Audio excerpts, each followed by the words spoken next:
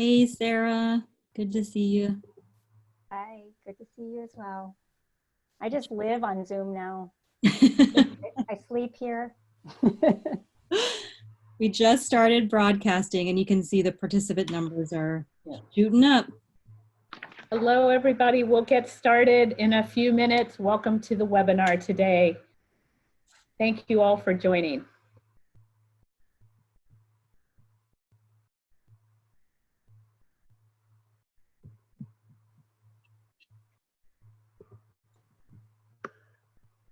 For some reason, as soon as something's live on a Zoom, I want to touch my face a lot.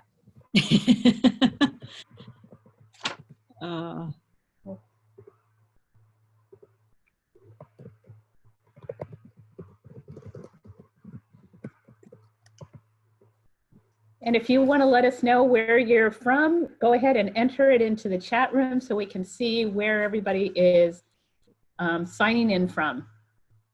Nice. People are already doing that. Wonderful. Wow, look at that. Ohio, Alaska. Can't even keep up. Great. Dublin, Ohio. British Columbia. Nice to see everybody. Fairbanks, Alaska. This is amazing. I can't scroll fast enough through this chat box. We have Canada, we've got Idaho, Minnesota, Monterey. So great to see everybody during a really tough time. Wish we could see all your faces, but then I think Zoom would explode.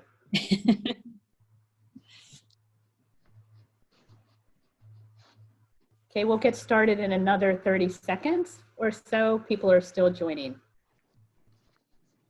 Yes, everybody is automatically muted. I'm seeing that question pop up in the chat, so don't worry about your background noise.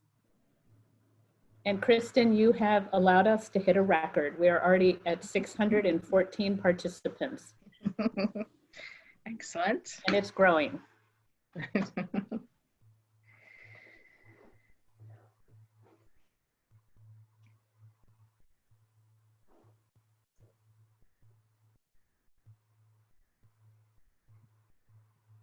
Welcome to everybody. We'll start in another 15 seconds.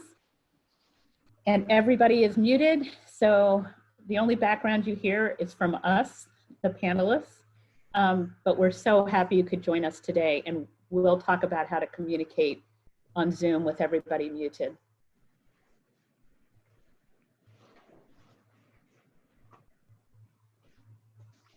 Okay, everyone, we are going to get started. I want to thank all of you for joining the webinar. I wanted to start off with a wonderful spring shot because no matter what is happening in the world, spring is still sprung and there's so much beauty out there.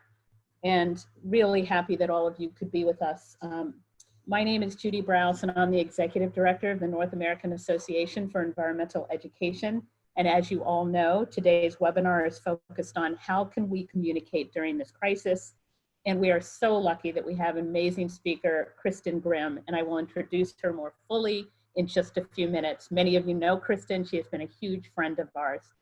And we know that the world is changing before our eyes. Every day it's something new, and what happened 2 weeks ago is just completely irrelevant right now, and the world continues to change. And we do know that it is so stressful for everyone. It doesn't matter who you are or where you are. It's very stressful to have all the things we took for granted just taken away. People are worried about themselves and their neighbors and people who don't have enough to eat. So it is just a very stressful time. And I hope that today's discussion actually helps us all get a little comfort and support as we figure out how to get through all of this. And we've had a number of conversations with our partners about how do we get through this ourselves personally? How are you taking care of yourself? And how do we help others in our field and our partners and our communities get through this? And so many people have circulated so many helpful things for life in general, of focusing on the things that you can control and try not to think about the things that you can't control, like the amount of toilet paper at the store. Just focus on what you can control And then how do we stay connected during this time? Because it's such an anxious time and we can't see everybody, and we're environmental educators and we can't get together. So just with that intro, I want to thank all our affiliate co-hosts for always supporting these webinars and working together to actually bring new ideas and thinking to our network and what to do during a crisis. It's really important to be together and to think about how we can do that. And I know that many of you have been on 8,000 webinars, so you probably don't need to know how to use Zoom, but if you have not, the way to communicate is by using the chat at the bottom. And you can either send a note to all of us panelists, or you can send a note to everyone. And we would love to hear your questions in the chat, and we would also love to hear any resources that you have, and we'll share the recording, and we will share the questions and the PowerPoint with everybody after this. I also want to say thank you to Anne and Sarah, who have been on 7,000 webinars themselves, and they are helping to support this one. And Anne is our Director of Professional Development, and Sarah is our Director of Policy and Affiliate Relations. So happy to have both of you online and helping us as well. And now the best part, it gives me such great pleasure to introduce Kristen Grimm. Kristen is one of the best strategic communicators on the planet, and we are so, so lucky to have her here with us during this time. She's been, as I mentioned earlier, a longtime friend of NAAE in the field of environmental ed. She's been a keynote speaker and has led several webinars and workshops for our network to share her communication expertise. She is the founder and president of Spitfire Strategies and has so much experience conceiving, implementing, and managing smart programs that create lasting social change. She has helped hundreds of nonprofits like NAAE and foundations develop effective communication and campaign strategies to spur action around some of the world's most pressing problems. And she has always jumped in, like she is today, to help inspire people to get involved. And as you can see from this slide, she works with so many groups and has helped on so many emergencies, from the oil spill in the Gulf to really trying to help kids have access to a good education, nutritious food, and quality healthcare, banning landmines. She's been involved in so much. She trains a lot. She likes to teach people about the tricks of her trade. And she's the kind of the mastermind behind the Spitfire Smart Chart that many of us have used to help advance our communication work. So you will see that she is a quick thinker, and she is the one you want on your side during a time like this. So Kristen, welcome, and thank you so much for all you're doing. Thank you, Judy, and your team. You are always so great to get everybody together and to talk about this. So I'm honored to get to chat with you about my experience around crisis communication, which is nothing compared to what we're seeing right now. So I just want to say, like, everything I'm trying to introduce today, I'm really saying, let this be a jumping off point for all of you. We're all navigating new water. So I don't want to feel like, oh, these are the answers, and if you follow these 5 steps, it's all going to be great. I think it's really understanding how much things have changed and what people who are in relationship with you really need.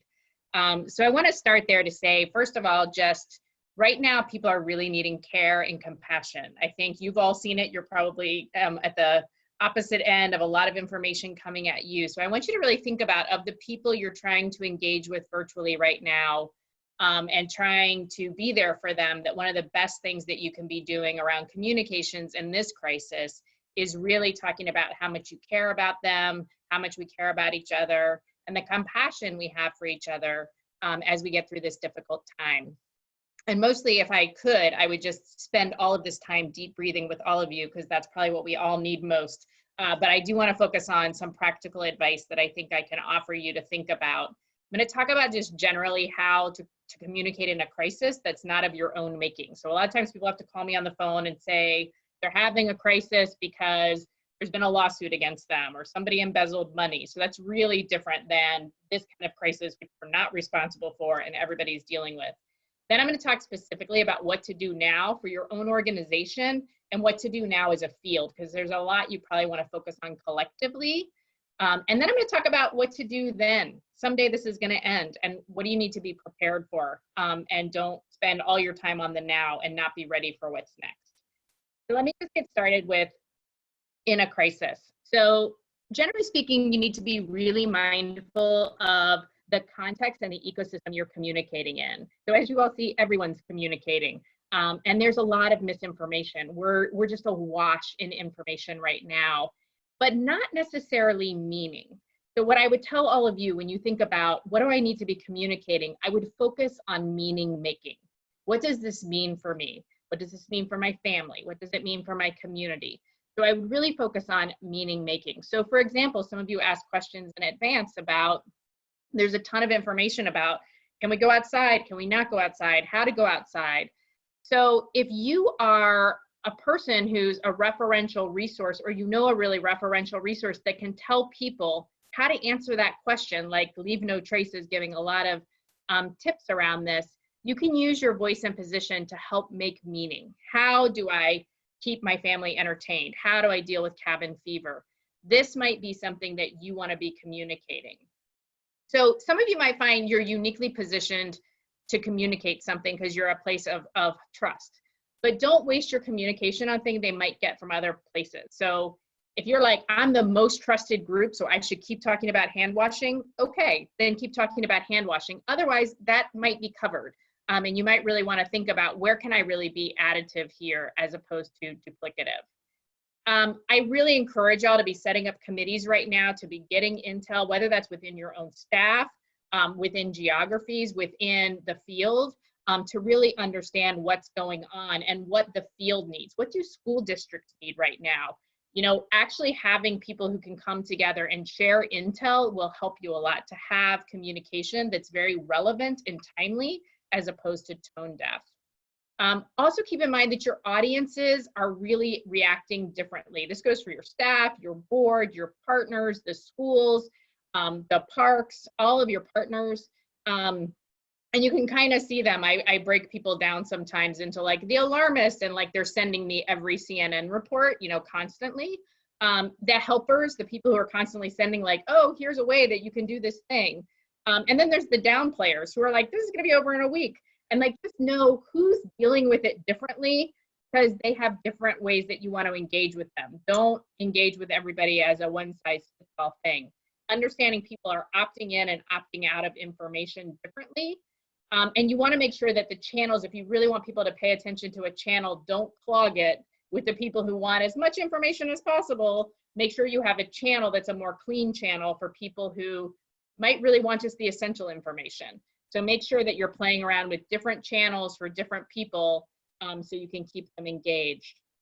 Also, just keep in mind your communications, as always, has to really have a purpose. So think about what you're trying to do. Maybe you want to put everyone's safety and health first. Maybe you want to be a good partner. Maybe you want to be a sense of relief and not anxiety. Maybe you want to help parents through the national experiment of homeschooling that we've decided to start. So I want y'all to really understand what your purpose is, because every time you're looking at something and before you hit post or before you start to use those talking points on a Zoom call, I want you to think about, hey, I said I was trying to bring relief and not anxiety. Am I living up to that promise? So really getting clear on your own purpose. You do really want to communicate clearly and in a timely fashion. And I tell people in a time of crisis to always have a rule of 3. So first, always connect first. Express that you know this is hard, scary, unprecedented. Really let them know you're connecting with them. Then explain how you are working to stay ahead of the impacts or to deal with the impacts or minimize them. And then really think about, are you spreading calm and control to what is possible to control? A lot of times we're sharing information because ultimately we want people to make decisions. So I want you to think about, are you getting people into that space where I can make a decision, not from fight or flight, but actually from a good place, like I'm calm, I'm really thinking about this, I'm considering what you're saying. And so your communications can do that. Also, be okay with short communications. I have people who are canceling conferences and they write a 2-page email and like really it deserves like 3 lines, right? People are wondering, is that going? Is the conference happening? Is it happening? Is it happening? And so warming up to it and making me get to page 2 to tell me is frustrating. So it's better to just start off with, so disappointed to say we are going to cancel the conference, but here's what we're doing to build community. We're going to have more soon.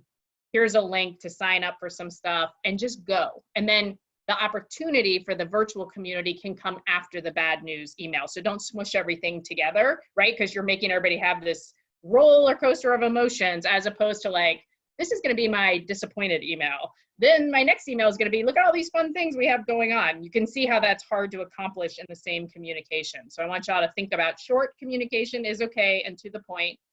And if you don't know the answer right now, if you don't know when your program is going to be back online, if you don't know if you'll be back in the classroom, if you don't know if you're going to have layoffs, like some of these really hard decisions, let people know what questions you're asking. Let people know when they'll get information.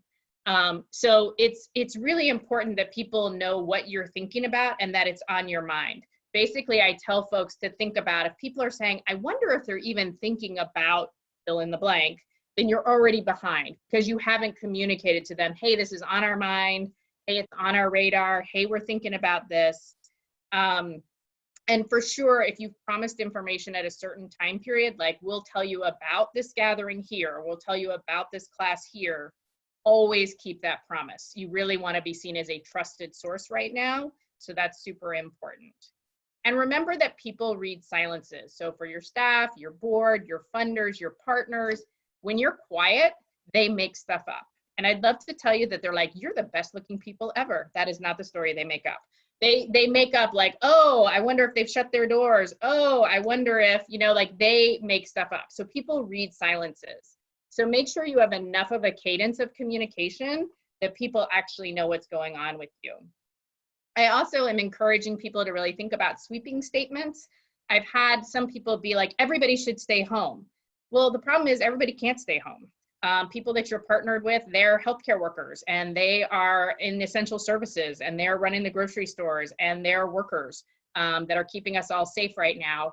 So you don't want to be like, people who are out are really selfish. Like you want to be really careful about things that you might say that are really sweeping statements.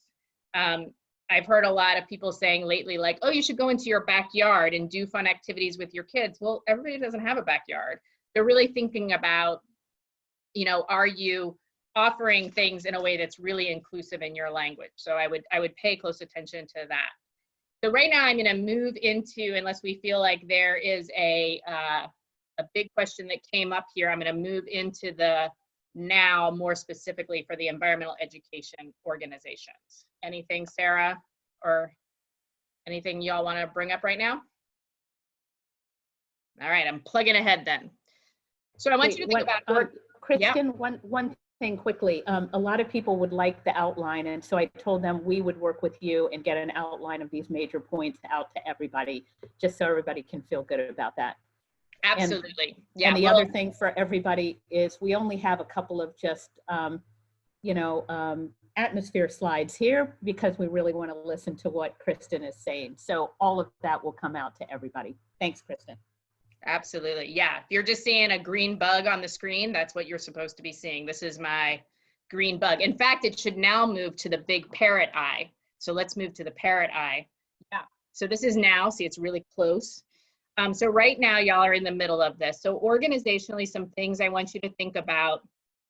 Again, that purpose, no matter what else you're trying to do, maybe you're trying to be sustainable, maybe you're trying to really differentiate yourself as a quality homeschooling experience. I want you to think about one of your major purposes is that you're someone people can trust and count on. So I want you to think about, is your communication building trust and emphasizing that people can count on you, whatever that looks like in your situation. Starting with your staff is going through a lot. So I want you to think about, are you giving your staff time and space to process things? So you need to set deliberate purposes for meetings and gatherings. That's part of setting communications, is actually setting expectations. So, you know, are these sharing times? Are these times we're just sharing how we're feeling or what problems we think we might need to solve for, just allowing for sharing?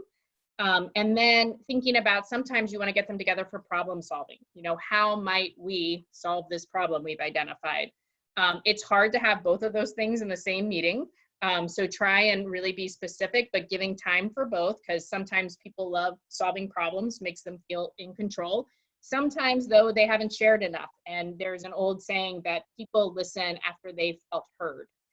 So I think it's a super important thing is to make sure your staff has felt heard, that they're understanding how upsetting all of this is. At the same time, I know sometimes you're trying to actually run an organization and like, you know, when is it helpful and when does it become therapy? So I think one of the things you can do is set timelines, give people that space, and then they will feel like those opportunities are there, which is good. Again, just care, comfort, and compassion for your team. I think we're all processing so much. If you're a leader, you're probably feeling a lot of pressure yourself. You kind of might zoom into a meeting and just start with the meat. But I'm just telling you right now, always start with care, comfort, and compassion at the top, and end with it as well. And also really just remind people you don't know the future either. You might feel on the hook with a lot of questions. It's okay to say, hey, I know you have a lot of questions. I have a lot of questions. I can't see it. You know, I sent a poem to my team today that talked about being in the trough of a wave. You know, when you're way down in the trough and you can't see, it's just a wall of water on either side, but it's got you. In fact, if you struggle and you flail, you'll actually lose all your energy and something bad could happen to you there. But if you actually rest, you kind of go limp and you rest and you float. Eventually, as you all know, especially those of y'all that are science people, the wave will bring you back up to the top. So my point is to say, you really want to make sure that you're giving that space to folks and you're letting them know you're in the same boat. You don't know the future. You don't know, but we're all in this together. If you're a transparent organization, then emphasize that. Tell them how you're going to share information, when you're going to share information. I think you also want to be able to translate what different things mean. I imagine a lot of people are wondering, so the stimulus likely going to pass in a few hours. What does this mean? What does it mean for us? You know, are there funds in there? Are there funds for nonprofits? Are there funds for educational things? What might schools be doing to make up work over the summer? What does that mean for you? So I think people are going to have a lot of questions. So you want to be translating that meaning whenever you can. Keeping in mind, you can probably tap this larger network. You all don't have to go find that answer for yourself. Hope someone's doing the stimulus crunching right now. For partners, Kristen, can I jump in for 1 second? And we also actually have a question, but several people asked they love the information if you could slow down just a little. Oh, yes. So that they can get all of this. I know that your style is fast and furious, and I love it. But while you're paused, let me just give you a question here from Cassie. Is one of the issues they're facing in communication is something around food waste reduction campaign, and they're seeing extremes of family shopping and hoarding food, trying to reach those with food storage tips, messaging, reduce wasted food. How do you deal with messaging tips, tools for both audiences without offending people? The hoarders and the savers. Yeah. So I always say message as if both sides are going to see it, but it's only going to compel one side. So that means I'm never insulting. So I wouldn't, to the savers, make a joke about toilet paper and people, because the toilet paper people could see it. Those are now a sub-audience for me. You know who I'm talking about, the toilet paper people. But at the same time, I want you to think about, for those people that have overbought, I want you to really think about why they did that and the fear that they have. And maybe circumstances that have brought them to that great fear. And so to think about how would you talk to them about ways that they can make sure that whatever they've bought is used well, right? Like at the end of the day, you don't want to waste something either. That's probably a common value that they actually hold against both of those audience targets. And so really thinking about that, but again, approach them with care and compassion, which is, this is a really scary time for you, and it's actually scary for everybody. And one thing we can do is use our food waste differently in a way that actually makes things better, and be able to talk about what that would look like, what making things better. Because people want to contribute something right now. And if you gave them something fairly easy to do, even if they're hoarders, that might help them deal with all of their stuff in the most responsible way, I think you'd be surprised that people would actually be interested in that. Like, they're getting guilt tripped already, right? But if you could be sort of a, hey, you have a chance to do a good thing here, that's going to actually be attention getting for them. So I would think about that. So different messages for those two different groups, because they're driven by different values, how they made that decision and what will make them take actions that you might want them to take are different. And the only thing I would say is always approach them as if they might see each other's messaging. But don't worry if like this messaging doesn't resonate. My saver message doesn't resonate. It doesn't matter to the wasteful group, to the hoarders. But it does if it insults them. So that's a really different thing. If they just ignore it, it's like, that's not for me, no problem. If they're like, whoa, they're being really insulting to me, then on top of everything else you're dealing with, you could end up with a bunch of trolls on your website. And really, who needs that? Nobody needs that. All right, shall we move forward, Judy? I'm taking Yes, move forward, unless yes. you want to answer one more. Do you want to do one more? Yeah. How do these principles that you've already covered apply to an appeal letter during this time? If you're appealing for funding, I'm assuming that's what it is. Yeah. I think appeal letters are really tricky right now. I would probably, short of you helping families get fed that day in your community, I'd be a little careful with it in the next couple of weeks, 2, 3. I know that sounds scary, but in general, I'm just saying, I've been seeing a lot of candidates making this mistake right now of trying to solicit funding during this time.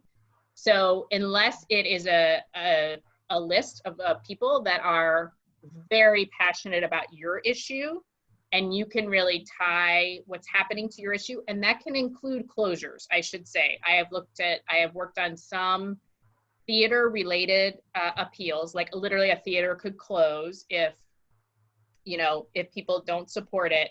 And people do want to know of their favorite institutions, they want to know what help they need.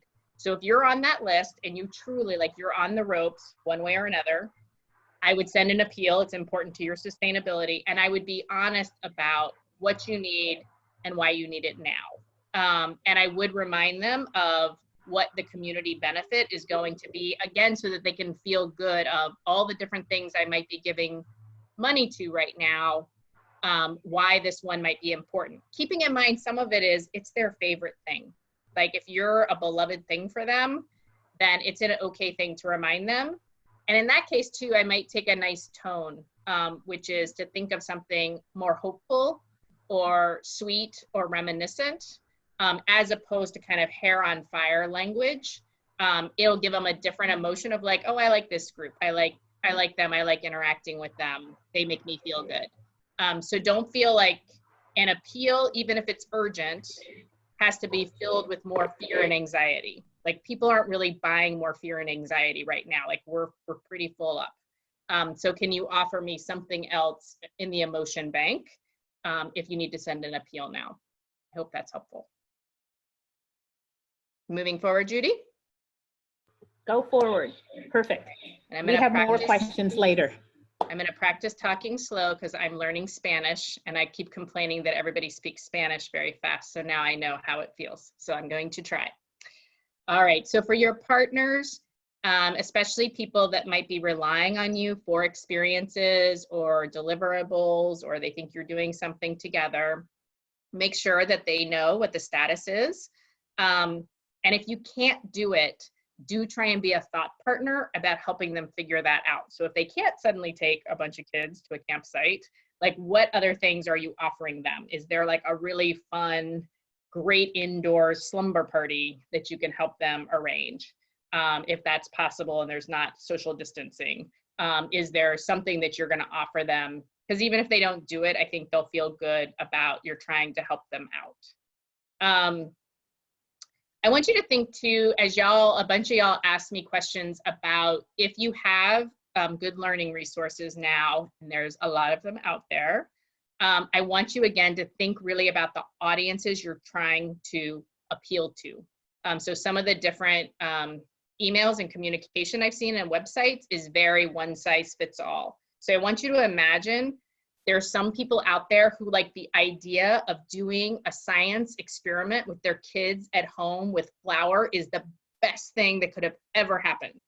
And for other people, they haven't been able to do their kids' homework for like 5 years now. And this is like the greatest lack of confidence moment in their life.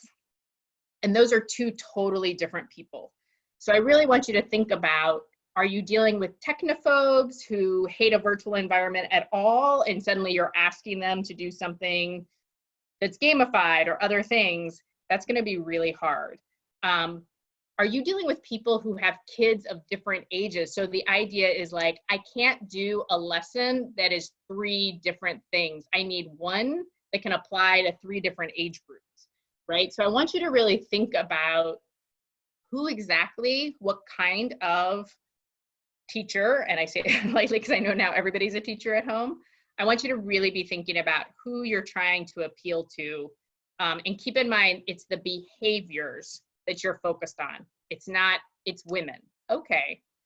What kind of women? Are they super curious women? Are they women who like on purpose don't teach their kids that often at home? Those are really different people. So I want you to think about really who you're going after. And if you do need to differentiate yourself, consider other ways that you can do it. Like it could be geographically relevant. Like right now out my window, I'm looking at the hydrangea, which y'all probably know, come in different colors based on the soil. So suddenly you're able to say, wow, in this area, this is what is going on and this is how you can learn. That's interesting. Or last week I saw that the first day of spring came 2 days early. So now suddenly we can talk about climate. So really thinking about making it really tailored, I think will really help. I think that you really want to, for your funders and supporters, expect that they might start asking you what you need. So you really want to have an answer to that. So if right now you're like, what do I need? And you couldn't answer them directly with a very specific ask, knowing your most urgent needs first, that's important to get down with your team. I'd also consider what you might need beyond resources. A number of funders are really trying to figure out what they can do. So they might be able to help you and several colleagues, for example, negotiate different contracts with the school system, or they might know things about the stimulus that you really want to know. So I would really be thinking about not just money, but relationships, power, things that funders also have that a lot of the time we forget to ask about, because like they can go meet with the governor and make the case for certain things. So I would be thinking about that ask broadly as you consider this. I would also think about what are things you might do for your funders that would make you memorable. So I wonder, like, could you use your content to create a very fun staff bonding experience for them and all of their staff around nature from a stay-at-home environment? Like, you know what, they need some help with coping too. And that might make you a little memorable to them. I do think you need to get creative with communicating about what you're doing. Get inspired by what's happening online. Go look, they have a joyful thing at ABC News where they tell you all these interesting, cool things people are doing. So I've seen famous authors who are reading their books.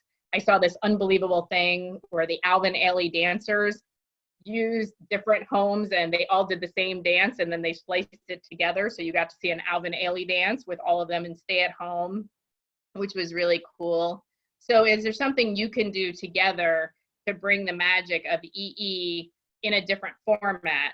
Can you do videos and see the world as your classroom? And really thinking about, could you be like live streaming or FaceTiming with one student, but then that way it's really seeming like an interesting way to present that.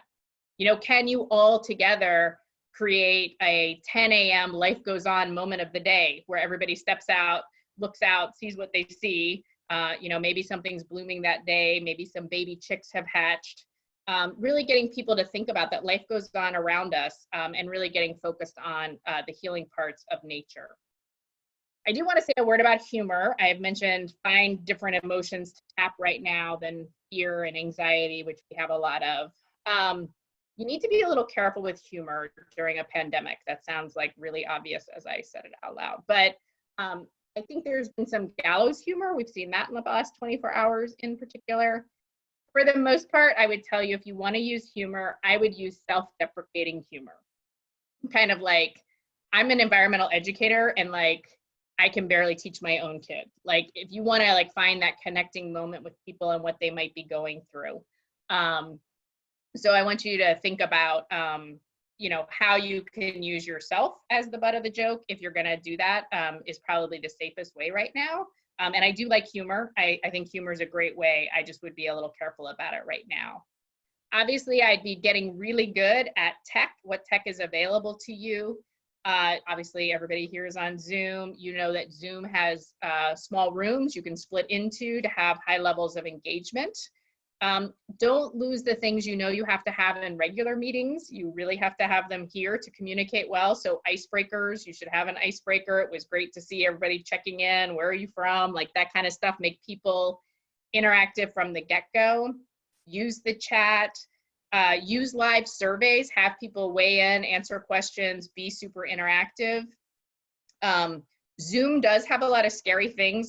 One of my other issue areas is privacy, so I'm scared about them, but apparently you can control what people are looking at and all that stuff. So, decide if you're comfortable with that. But the point is to kind of really know what technology is available to you, and that people right now are really innovating. TED had to cancel, so now TED's doing all these things to try and figure out how to have interesting conversations. So you should be following the founder of TED online. He posts all the time about different experiments they're doing. So those are ways that you can learn, like what are they figuring out is working and how can you maybe bring those different formats into what you're trying to do. Also try and think about the fact that everybody doesn't have the internet like we do right now, right? What's going on here is lucky. Some people only would be able to get text. Can you do stuff like that? Can you even go as low scale as, is there a letter writing seed campaign you could be doing right now that would be really interesting, because a lot of people aren't, getting letters in the mail. So it would be different for them to go outside and find something for themselves. But kind of thinking about in the equitable space is, are the people you're trying to reach really able to be online the way you need them to be? So maybe everything doesn't need to be a video or kind of high multimedia. What are some different ways to do that? I sent some resources to Judy and the team, but I wanted to call out too, like Vimeo hosted a webinar about how to host virtual events and all the different ways to use the tools on Vimeo, and that's free. And Facebook Live did a whole thing on watch parties, streamed watch parties, which is a good technology to use. So there's all sorts of different things in that list that y'all can get. So there's tons of ways to learn about these technologies and how to apply them. So encourage y'all to do that. And as far as finding people online, y'all asked me about that. So if you want to go and find the savers and the hoarders, for example, Facebook groups is a really big thing. A lot of people are in them. There's one right now called Surviving Homeschool by Denise Bernard. So she has a huge following and a big group on this. So that's a good thing to know about. And you can basically look for good gathering spots and influencers using the advertising tools. So the advertising tools are free on Facebook, on Instagram, on all the things. And you just have to go in there and say who you're looking for. And it can be demographics. I want them in Rehoboth Beach, where I happen to be right now. I want them to be women who are homeschooling. You can add a lot of things, and they'll tell you all of the current people on their platforms that meet that. So that starts to give you a sense of where those groups are. So obviously you're not gonna go find ads, but you can go start to find those groups and connect with them. You do tend to need to be authentically part of them. So it's not always a quick, fast, I'm just dropping my stuff in and leaving. So I do wanna set that expectation, is that sometimes you need to go be part of a community. I would also consider the mommy blogs. They're pretty popular. I sent the top 50 in the country to Judy. They're writing about a lot of resources and groups that they're connecting parents to. So those reach a lot of folks. So I would encourage you to do stuff like that. I would also think about stuff you can do that's fun. You know, the weathercasters locally are on every day. I don't know if you've watched them lately, but they're a little kooky. And so I would think about, you know, are there ways that you can be getting to them and having them be talking about your group, talking about things you think people should be paying attention to right now. And along those same lines, keep in mind the big organizations that have heavy content needs. So the Museum of Natural History in New York is still putting out content every single day. So if you've got great stuff for them to use and it's pretty ready-made for them, go find those partners who can highlight stuff and point people to your organization as a go-to group. And just my last thing on organizationally is thinking that the people who know about your program are the most influential. The peer-to-peer stuff really matters. So if they're participating now, doing stuff with you, have them share that with their networks. It's definitely the best, most trustworthy way to get the word out, more so than anything else. And I wouldn't duplicate. I would keep in mind, if you're thinking, I'm going to create this content, like, I would stop and think, you know, my chances are somebody else has already done it. So think about how you can build on stuff rather than replicating stuff. So, Kristen, we have a lot of questions for you. Excellent. And Sarah and Ann, you can help me. I'll start with one. Somebody asked what they should do with all of these tips and tricks if they're working for an organization that is not a transparent organization. Are you the leader of the transparent organization? That I don't know if they are or not. So it's, if you're working for a group that isn't transparent, what can you do? I know that's a hard one. Yeah. Well, I mean, first I would try and make the case to your organization about how generally transparency is the best way to build trust. And again, for anybody's organizational interest for sustainability purposes, you want to be a group that people really trust.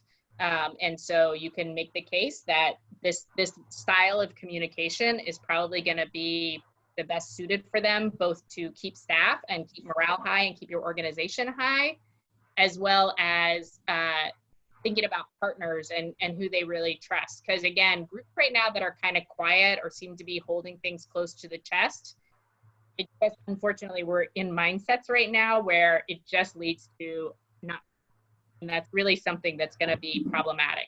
So maybe having a conversation, which is, you know, what are the downsides of not being transparent? And let them kind of come, call it the epiphany. So let them think that through. Then you have a good conversation with them about the value in communication of transparency and what it brings and what its implications are. A couple of other questions, and then Ann and Sarah, you can jump in. There's been a lot of discussion about equity, Kristen, and then that not a lot of people, not everyone has access to the internet, whether you're in a rural area or whether you're in a poorer urban area. Are there some low-tech ideas for how to address equity, because this crisis is really bringing that to the forefront, even though people have been working on it? Yeah, definitely. I mean, keep in mind that 97% of people have cell phones. So text and text-based things are important. So consider them in addition to anything you might be doing on the internet as a thing in particular. And as I said, I wouldn't, you know, totally move away from mail. I think mail is an interesting thing right now. You're working with schools and other people who easily have addresses, and you can deal with whatever confidentiality issues there might be. There might be some really interesting ways to actually stand out by using the mail. So I wouldn't totally shy away from that at this time. But I think it's just really mindful of understanding who your audiences are and what different formats might work for them. Ann, do you want to ask a question? Do you have one ready? Sure. There was a question earlier. Kristen, you were talking about knowing your audiences and doing your messaging. Someone was asking if you could say a little bit more about what you meant about focusing on particular behaviors of the people you're trying to reach versus demographics. Can you say a little bit more about what you mean by that? Absolutely. So demographics are, you know, my age, my gender, where I'm from, and psychographics is how I behave. So these are attitudes, beliefs, and behaviors, right? And so that actually, they say 98% of decision making is based on psychographics and not demographics. So it means if I'm a person who is really a conscious consumer, right? I really consider if I use plastics. I haven't used a straw in years. Like the straw thing is not new to me, right? So these are all attitudes that and beliefs that then will also probably dictate my behaviors. And so I want you to think about when you're talking about going and working with people, and especially like parents, don't look at them as this big monolithic group. Even if you're like, I wanted to go after African-American moms, like, okay, but I want you to really think about what are some of the attitudes, beliefs, and behaviors that are going to play out in that group, because there's going to be segments based on that. And that's really important. Like I said, it actually will dictate more often what they will and won't do on anything, is to know that information. And again, you can get a lot of that information from advertisers. They're really good at it. I'm like, anytime I have to like go look at women, I go start to look at like Dove ads. And I'm like, okay, what are they saying these women care about based on these Dove ads? So I reverse engineer all the time. Like, I think these ads are meant to reach these people. And then I think, so what do they know about these people that is embedded in these ads? And I know that sounds sort of funny, but it is a good way on a cheap budget to find out a lot about people, because advertisers, of course, spend a lot of money getting to know them. So why shouldn't we learn about them ourselves? That is a great tip. Another question that came in, we've gotten two, and you can think about these and then move forward, and we'll ask more at the end. But is this a good time to reach out to journalists who seem to be looking for more things, and how to promote what you're doing and how to do it best during this crisis time? Yeah. I always tell people, for anything, whether you're communicating with an audience, whether you're communicating with journalists, always ask yourself, am I relevant and am I timely? So, you know, journalists right now, and I see a question in the box now, journalists have started to pivot to equate how we've been reacting to climate change with what are we learning from this pandemic. So you may find that that's a window that's opening. If you work on climate, now you see there's journalists who are starting to think about, should we be behaving differently, doing things differently? What are we learning about this? So if you have something to say about that, I would use that opening. I always try and follow journalists. Journalists are almost always on Twitter. So I would go and find 10, find 20, and start to follow them that you know cover these issues that you are interested in. And generally speaking, you will start to see what their interests are. And you can figure out if you're relevant and if you're timely. I would say, if you just know, like, they're not really focused on this thing at all, I wouldn't necessarily get in front of them right now, just because it's so in our face. But as we're shifting here to then, like, eventually this will be over. Eventually other things will come in. I do think, for example, collectively, Earth Day is going to be in the middle of all of this. So like, all of y'all together should figure out, how do you all want to make the most of Earth Day? So rather than having 5,000 different angles and stories, one of the best things your community could do right now as the environmental education community is to agree, we're all going to do this. And I can only imagine how hard that would be. But I'm saying that would be attention getting if everybody kind of all together said, this is what we should make of this day right now. It's the 50th anniversary. Some would say it was one of the greatest teaching days in history. But I would say, like, that's something you can expect that window to be there. And the question is can you make the most of it? But otherwise, don't go to journalists to say, I don't know how the news works, by being like, oh, maybe they'll just be interested in this. But again, there's a number of journalists, I get different lists, and it was journalists covering not the pandemic. So it was funny, they gave different story ideas they were looking for. So those are out there too. So again, there are people who are looking for the joy. There are people who are looking for, what are kids doing at home? Those are all probably stories you can feed into, actually.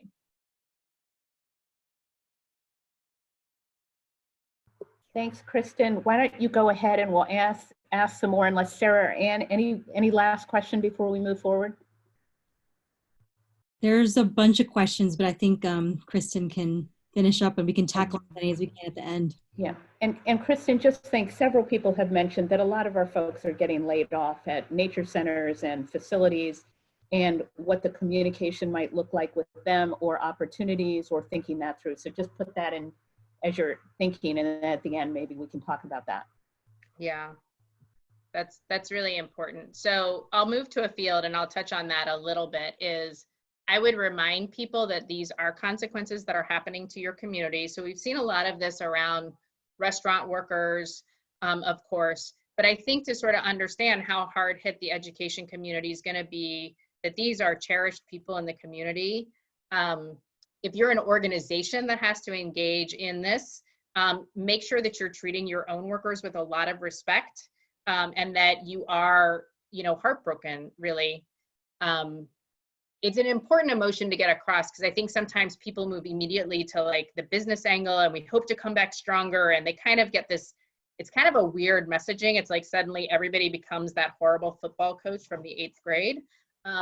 But I really want y'all to be humans, and that sounds really funny, but I find sometimes when people go to communicate bad news, they become automatons. So I want you all to be like, remind yourselves, if you're the communicators, we are human and these people got hurt and we wish they were here, and that's okay to say. And I know some of you all will have legal counsel who will counsel you to not say things like that. And obviously I think you should not get sued. That seems like a good goal. But I also want you to push back on some of that stuff too, because sometimes it's like, really, could I say this? And they'll agree to it. So I think it's just super important. It's a time to remind everybody that this is a huge community treasure that we're gonna lose for a while. And hopefully they'll get to come back because we'll make smart budget decisions and schools will value this. And you should put that forward. That's part of my then, is what does a thriving environmental education community look like? And even when you're saying we're in decline, if you are, you should say, this is not the state we want to be in, and we're all going to lose a lot because of this. So here's what it would take to fix it. And make sure you can communicate that.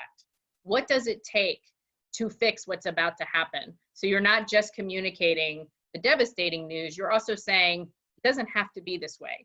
Your favorite person in the park that your kid had that great experience with could be back if we do this in the budget. They could be back if we do that, right? So make sure that people understand these can be temporary decisions and not permanent ones. Thank you, Kristen. Okay, but keep going and we'll have more later. All right, I know we're coming to time, so I'm gonna hit some of the big ones. As a field, I want y'all to think about what problems you're the solution for. And I mean the problems that people are putting forward now. How are you a job solution? How are you novel education? What skills and resources do you have with so many kids out of school? I want you to think about healing. We see so much in studies and other about how nature is healing. When we can go outside again, even in groups, I want you to think about, how are you the solution to resiliency? That is going to be a massive conversation as a society we're going to be having. So I want you to think about collectively as a field, how can you message so that people understand that environmental education is the solution to problems that are going to be front burner problems.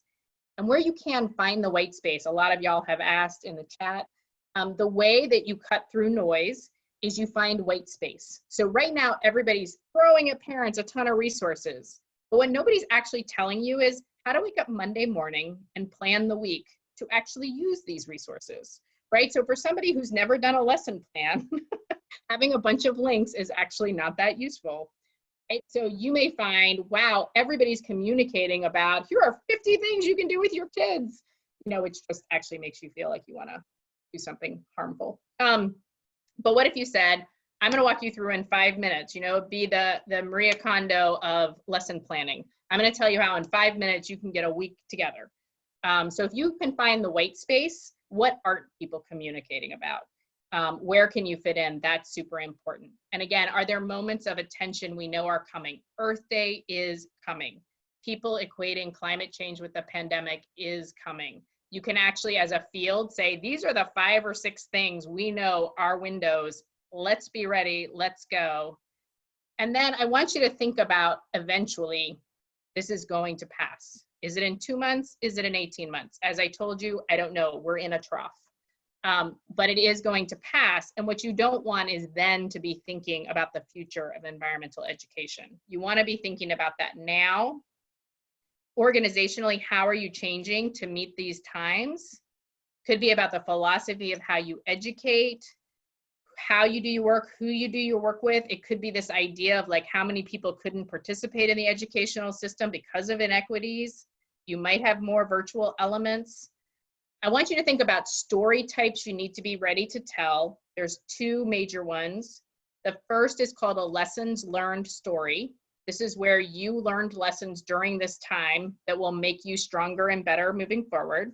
And the second is a performance story. And a performance story Features not your symbols of success, those cute students or those great teachers. Performance story, the protagonist, the hero, needs to be your staff. This is where you as an organization figured something out, got a little crafty, and that is why you put money on you in the future, or you partner with you in the future, or you think you are the future. And as a field, I will just say, you're still going to be important. The environment will still be important. Stewarding it well will still matter. I think you need to figure out, is society going to be woken up in a way that you can have conversations you haven't been able to have in 20 years? Or is society going to shut down quickly, having exhausted a lot of our energy on the pandemic? And I don't know the answer, and neither do you. But I would be ready for both conversations. I'd be ready for an ambitious conversation, and I'd be ready to restore a fatigued conversation if that's where you are. So I would get clear on this now, where you can get collective messaging together and think about what is the teachable moment from this that the environmental education movement wants to popularize coming out of it. So I can stop there. Those were my tips. I will share them with Judy and her team, so you can peruse them at your leisure. Thank you, Kristen. Do you want to answer just a couple more questions? I do. That would be great. With all the people using, thinking about outdoors and healing and getting outside, there was a question about how do we also message protecting the outdoors and some of the sensitive areas where everything is closed but trails are open, and that's a little scary for areas that need to be protected. Yeah, I think it's a really good conversation. I actually think that's a relevant, timely one. We're actually seeing quite a few storylines on that. I got a big thing from Outdoor Collective today, and they were actually all about this. So I think, again, you're probably talking about very specific people who tend to like the outdoors. The nice thing is, who those gatekeeper groups are. They're companies like Patagonia. You happen to know where their popular blogs are, and so you can work through them as well. And you kind of know who the outside writers are.